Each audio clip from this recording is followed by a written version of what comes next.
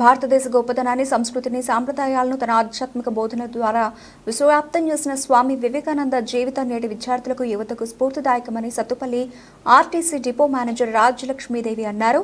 విశ్వశాంతి విద్యాలయంలో స్వామి వివేకానంద జీవితం పట్ల అవగాహన కొరకు విద్యార్థులకు స్వామి వివేకానంద జీవితం సందేశం అనే పుస్తకాలను కొద్ది రోజుల క్రితం అందజేశారు. బుధవారం విద్యార్థులకు ఈ పుస్తకానికి సంబంధించి పరీక్ష నిర్వహించి బహుమతులు అందజేశారు. 120 మంది విద్యార్థులు ఈ పోటీలో పాల్గొన్నారు. సత్తుపల్లి డిపో మేనేజర్ రాజ్యలక్ష్మీదేవి ముఖ్య అతిథిగా పాల్గొన్నారు. కార్యక్రమంలో విశ్వశాంతి యాజమాన్యం నారకుల సత్యనారాయణ, ఉపాధ్యాయులు, విద్యార్థులు పాల్గొన్నారు.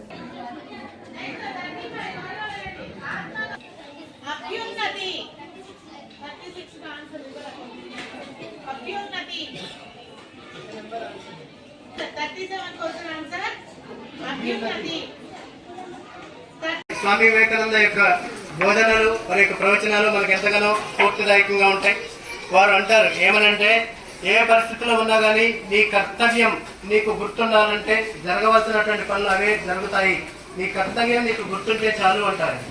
మనిషి పతనానికైనా పాపానికైనా కారణం భయమే అంటారు. బలమే జీవనం, బలహీనమే మరణం అంటారు. All power is with in you, you can do anything and everything.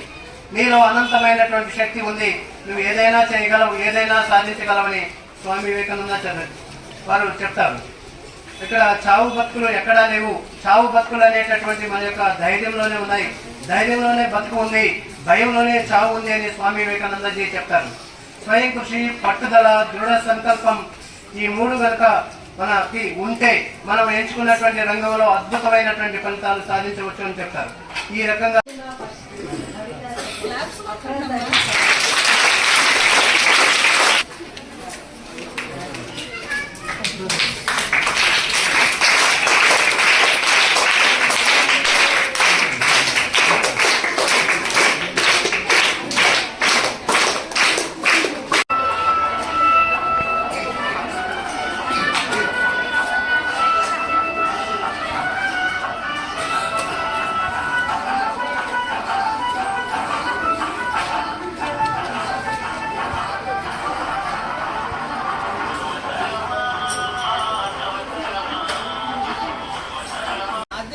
ఆధ్యాత్మికమైన సాంస్కృతిక పరమైనటువంటి కార్యక్రమాలన్నీ స్కూల్లో ఎప్పుడు జరుగుతూ ఉన్నాయి.